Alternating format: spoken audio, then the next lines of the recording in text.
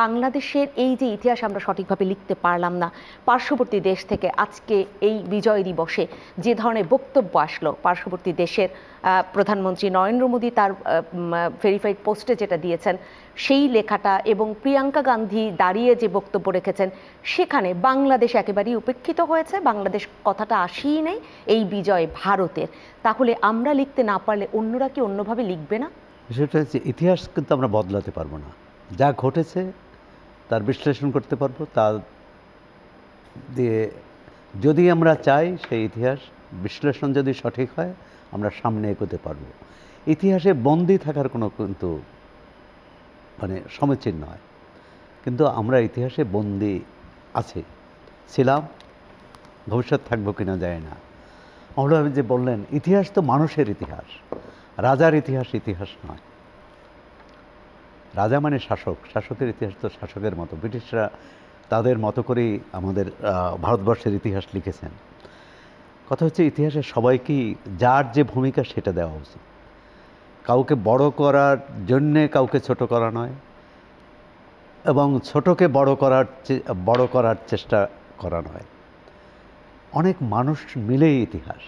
একজন নেতা কিন্তু দেশ স্বাধীন করতে পারে না, দেশ সামনে নিয়ে যেতে পারে না। নেতার সঙ্গে মানুষ থাকতে হয়, এবং নেতাকে তৈরি করে কিন্তু জনগণ। কিন্তু আমাদের ইতিহাসে বড় যে ব্যত্যয়, বিচ্যুতি, ব্যর্থতা, সেটা হচ্ছে আমরা একদিকে ইতিহাসে বন্দী রয়ে গেছি, ৭১ পর আমরা এগোচ্ছি না, এগোতে পারিনি। ৭১ তৈরি হয়েছিল এদেশের মানুষ একত্র হয়েছিল বলে, ঐক্যবদ্ধ হয়েছিল বলে। এবং যদি বলি এর কৃতিত্ব পাকিস্তানিদের, তারা আমাদের উপর দল, মত, শ্রেণী নির্বিশেষে সবার উপরই আক্রমণ করেছিল। এই মাটি তারা চেয়েছিল, মানুষ চায়নি। সুতরাং মানুষের স্বতঃস্ফূর্ত প্রতিরোধ উঠেছিল। স্বাধীনতার ঘোষণা নিয়েও বিতর্ক হয়, কিন্তু ২৬ তারিখের স্বাধীনতা ঘোষণার আগেই তো মানুষ রাস্তায় নেমেছে, অস্ত্র ধরেছে, প্রতিরোধ করেছে। জয়দেবপুরে ১৯ তারিখ প্রতিরোধ হয়েছে। আর সুতরাং এই যে বিতর্ক, এটি হচ্ছে আজকের বাস্তবতায় বিতর্ক, যে কার নাম বললে আজকের রাজনীতির সুবিধা হয়, কার নাম মুছে ফেললে আজকের রাজনীতির সুবিধা হয়। সুতরাং ইতিহাস নিয়ে বিতর্ক থাকবে, বাউল হয়ে যেমন বললেন। কিন্তু ইতিহাসের যে লক্ষ্য ছিল, এই সংগ্রামের যে লক্ষ্য ছিল, উদ্দেশ্য ছিল, তার ন্যূনতম কিন্তু আমরা বাস্তবায়ন করতে পেরেছি। প্রথম ছিল গণতন্ত্র। আমরা ৫৩ বছরে তো গণতন্ত্র পাইনি, এবং গণতন্ত্র পাইলে কিন্তু গণ অভ্যুত্থান হয় না। যে দেশে গণতন্ত্র আছে সে দেশে গণ অভ্যুত্থানের প্রয়োজন হয় না। গণতন্ত্র না থাকার কারণেই গণ অভ্যুত্থান হয়। আর হচ্ছে যে মানুষের মুক্তি। স্বাধীনতা কেন এসেছিল, ৭১ কেন? মানুষের মুক্তি আসার জন্য। কিন্তু সে মুক্তি তো আসেনি। ৫৩ বছরে যে দলগুলো শাসন করেছে সব দলকে দায় নিতে হবে।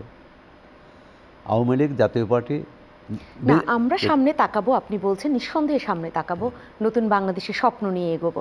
কিন্তু সেই জায়গাটায় আমরা যদি পেছন থেকে শিক্ষা না নিতে পারি, আমাদের কি একই ভুলগুলো বারবার হবে কি না? হবে, এত অনিবার্য। আর যে কথাটি বললেন যে প্রতিবেশী ভারতের যে প্রধানমন্ত্রীর আমি তার বার্তা দেখেছি, কিন্তু প্রিয়াঙ্কা কি বলেছেন আমি সেটি দেখিনি। উনি ইন্দিরা গান্ধীর ভূমিকার কথা বিশেষভাবে তুলে ধরেছেন, কিন্তু সেখানেও বাংলাদেশের কোনো নাম নেই। আচ্ছা, ভারতের এই যুদ্ধে ভারতের কিন্তু নাগরিক মারা গেছে, নাগরিক না, সেনাই মারা গেছে। এখন তারা দেখেছে পাকিস্তানের সঙ্গে যুদ্ধ।